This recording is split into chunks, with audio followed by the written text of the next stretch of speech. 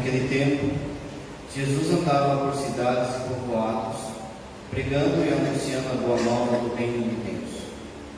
Os 12 iam com ele, e também algumas mulheres que haviam sido curadas de maus espíritos e doenças. Maria, chamada Madalena, da qual tinham saído 7 demônios, Joana, mulher de Cusa, alto funcionário de Herodes, Susana e várias outras mulheres que ajudavam a Jesus e aos seus discípulos com os bens que possuíam. Palavra da salvação.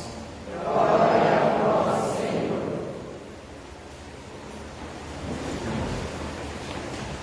Caríssimos irmãos e irmãs, então, no terceiro dia da nossa novena São Miguel, nós meditamos já no primeiro dia São Miguel, cheio da graça de Deus. Nós meditamos que a graça de Deus em São Miguel fez com que ele se tornasse quem ele foi.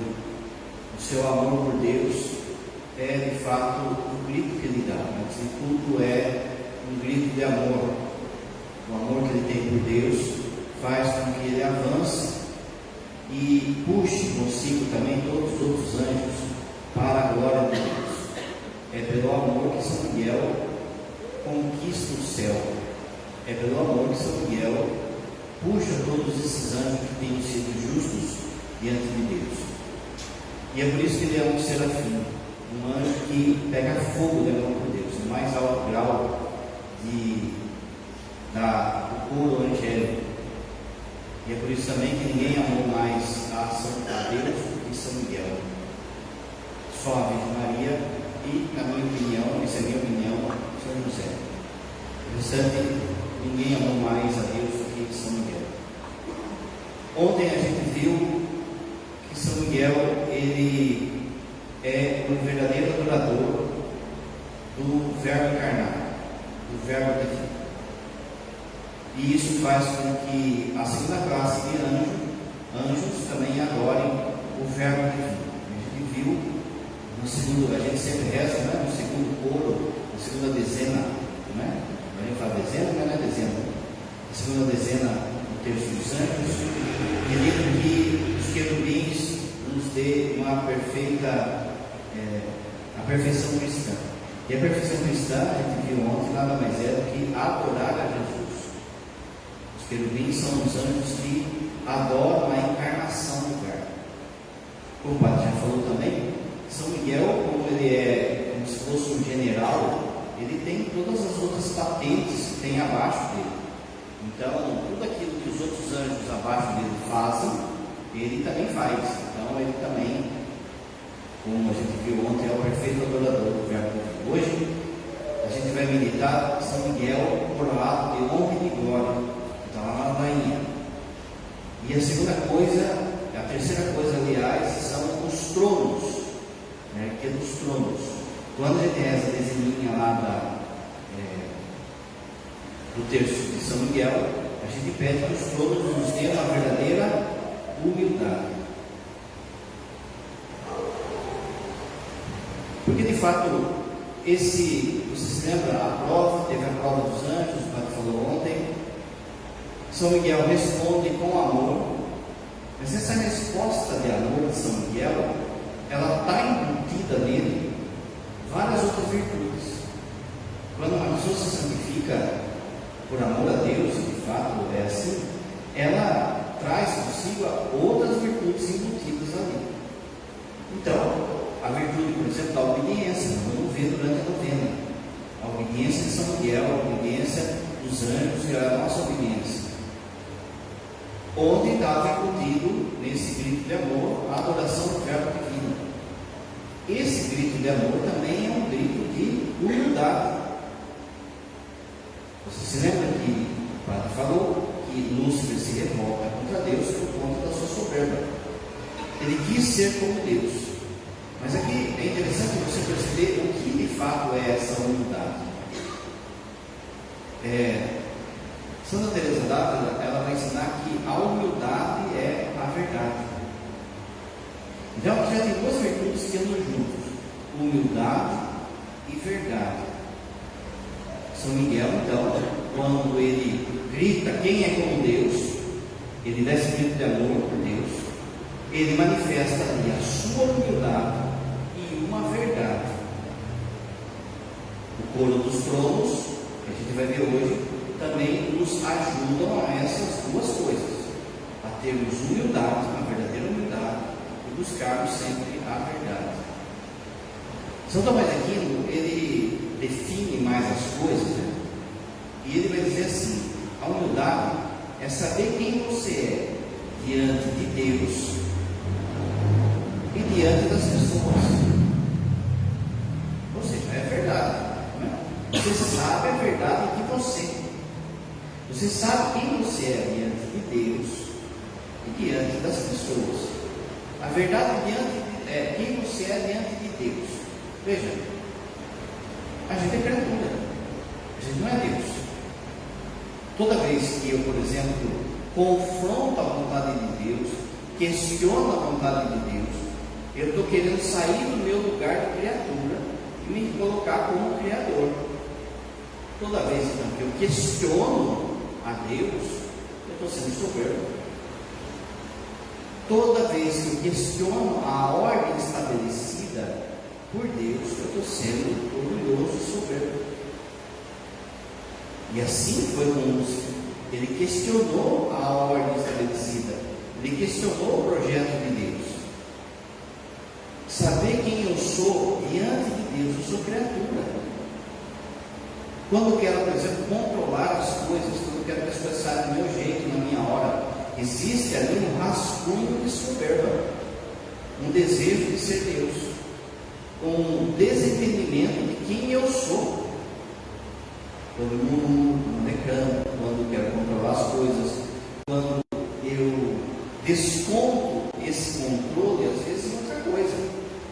Pode ser na culpa, pode ser na própria soberba, pode ser no palavrão, na raiva, em outra coisa. Às vezes essa soberba, ela está escondida por um pecado que se manifesta. De forma então que a humildade é saber que eu sou criatura. Eu tenho que me adequar à vontade de Deus. Eu me adequo à vontade de Deus, não Deus tem que fazer a minha vontade. Você vai lembrar um filme que tem, que chama Todo Poderoso, Seu Todo Poderoso, o cara fica reclamando de Deus, e aí Deus fala assim para ele: tá bom, então durante um dia, não sei quanto tempo lá, eu vou te dar o meu poder para você. Ou seja, vamos ver se você faz melhor. Toda vez que ele está reclamando de Deus, no fundo ele está falando isso. Toda vez que a gente não se adequa à vontade de Deus, no fundo a gente está falando isso. Por que é esse projeto? Por que não é outro projeto? Por que não é do outro jeito? Por que Deus não faz do meu jeito? Por que Deus não faz do jeito que eu estou pedindo? Meu, o primeiro que falou isso foi Lúcifer. Por que Deus está fazendo assim? Por que Ele está dando esse poder para os homens? Por que Ele não está dando para mim? Por que Ele não está dando para os anjos? O primeiro reclamão foi Lúcifer. Saber quem eu sou diante de Deus. Eu sou criatura. Eu me adequo à vontade dele.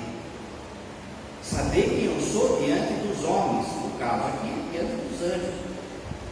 Por exemplo, você que é pai e mãe, você tem que exercer o seu papel de paternidade e maternidade dentro de casa. Quando você foge desse papel, você está sendo soberbo. Você tem que saber cumprir o seu papel. O meu papel é de pai, de esposo, de mãe, de esposo. Então, muito bem. Existe quem participou da Semana da Família, vai lembrar da pedagoga que veio, que ela falou assim que existe uma linha de pedagogia hoje que fala assim que não se pode falar não à criança. Né?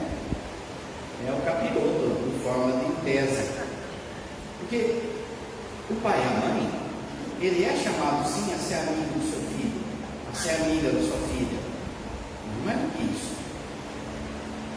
Ele não é, ou ela não é, a mãe e o pai, não é o amigo da turma, da sala de aula. O filho não pode tratar a mãe e o pai como trata a amiguinha lá, ou o amiguinho lá da sala de aula. Esse pode ser amigo, deve ser amigo, mas a autoridade é a maior e é preciso cumprir. pai e a mãe, exerça essa missão de pai e a mãe. Quando ele está fazendo aquilo que Deus mandou ele fazer diante das pessoas, ele está sendo humilde. Olha aqui, vamos supor que eu falasse assim: não, hoje eu estou com o espírito humilde, então eu vou celebrar a missa, mas na hora do evangelho eu vou sentar e vou chamar uma pessoa aqui que fez teologia para leigos, e ela que vai pregar, porque eu sou humilde. Não, gente, isso é orgulho. Porque na missa é o padre que está na pessoa de Cristo, e a missão de pregar é do padre. Pode ter gente na Assembleia que sabe muito mais que o padre, mas a missão agora de ser pai é do padre. Quando eu fujo da minha obrigação, então eu estou sendo soberbo. Vamos supor que o padre está dando um curso aqui e tal, e de repente no meio do curso chegou Dom Arnaldo. Eu não posso chegar para isso e falar assim: senta aí para você me escutar. Não é? Se ele chegar no meio do curso, tem que falar assim: ó, Dom Arnaldo, estou falando isso aqui, o senhor não quer continuar? A princípio ele vai falar: não, pode ir, não é assim. Mas eu tenho que perguntar para ele, porque ele é o bispo, eu sou o padre. Eu tenho que me colocar na minha missão diante das pessoas. Ao mesmo ponto que eu não posso passar essa missão para o leigo, eu não posso roubar aquilo que não é meu. Saber quem eu sou diante de Deus, sou criatura, e diante dos homens, qual é a missão que Deus me deu? Quando eu percebo quem eu sou, então, nessa dobradiça, nesse elo, eu encontro a verdade de mim. Santa Teresa diz que a verdade, a humildade é a verdade. Portanto, quando Deus coloca, como ontem o Padre explicava, coloca o projeto dele de fazer do ser humano semelhante a ele e não os anjos. Quando Lúcifer ele questiona, ele está sendo orgulhoso, ele está querendo se colocar no lugar de Deus. Mas quando São Miguel vem e grita: quem é como Deus? Ele está sendo humilde. Ele está falando assim para os anjos: olha, baixa a bola, cada um no seu lugar. Quem aqui é como Deus? Então baixa a bola. Muito bem. Ele responde assim, e a primeira coisa que o padre falou, ele já mostra sua humildade, mostrando: eu sou criatura, eu não sou nada perto de Deus, nenhum anjo aqui é nada perto de Deus.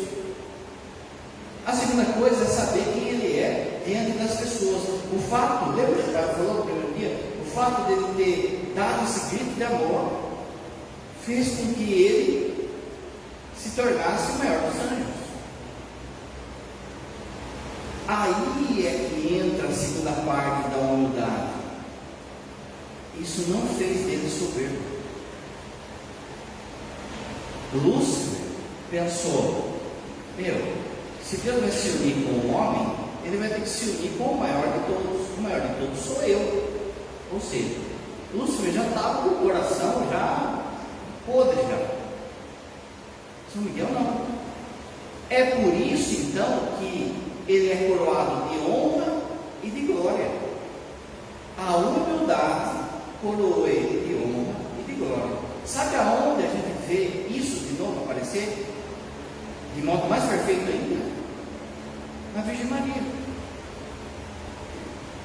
Ele olhou a humildade da sua serva.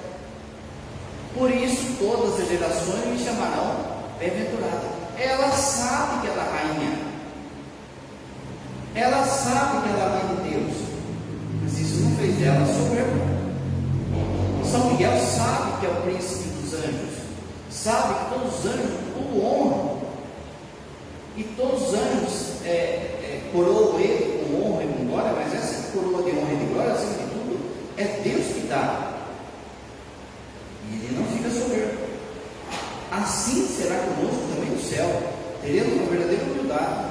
Deus vai dar para nós a honra e a glória daquilo que a gente tiver feito bem, daquilo que a gente tiver santificado. É como se fosse assim, aquilo que você, vamos supor um santo que foi mártir. É como se ele recebesse uma medalha, uma coroa no céu, que vai brilhar mais. Só que não vai dar orgulho.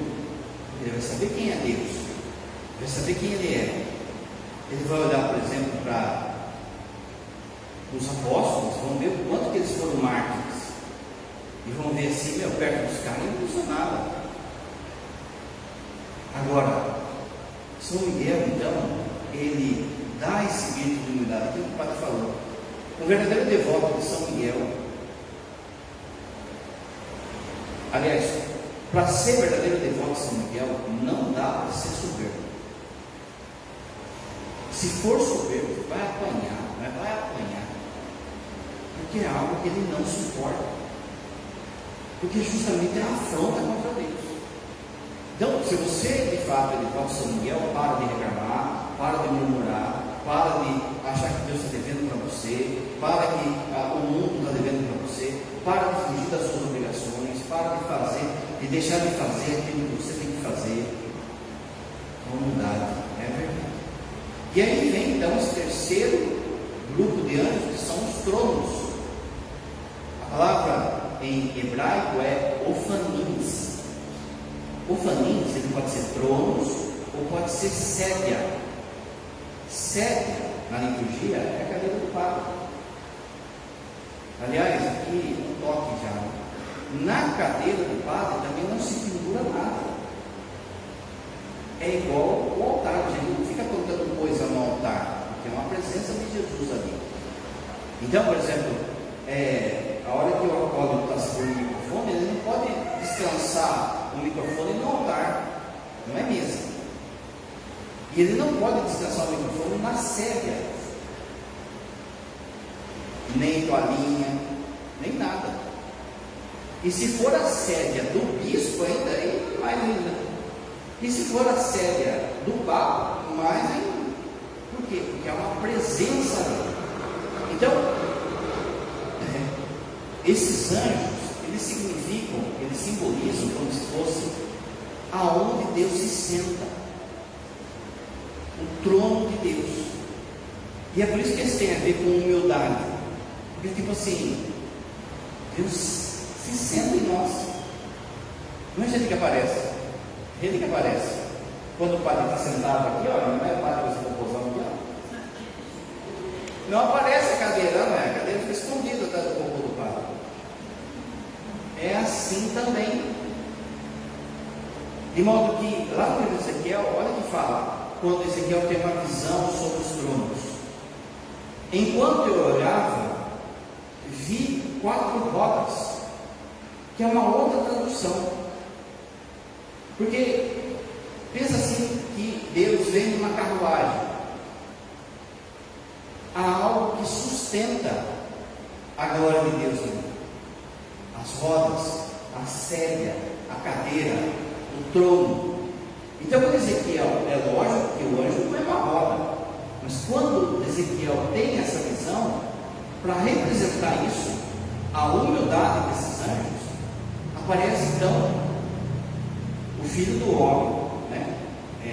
Na visão, e sobre as rodas, olha só o que fala. Enquanto eu olhava, havia ali 4 rodas junto aos querubins, os ofanins, uma roda junto de cada um deles. As 4 rodas tinham o mesmo aspecto, como se estivessem uma dentro da outra. Ao se mover, caminhavam nas 4 direções e não se voltavam. Os santos da igreja, então, vão explicar também por que os tronos são representados como rodas. Por causa da humildade, que é assim, um eterno ir ao encontro de Deus, e não de si mesmo. Ir ao encontro de Deus, constantemente, ir ao encontro de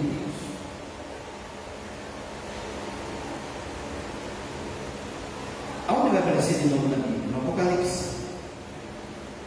Na hora que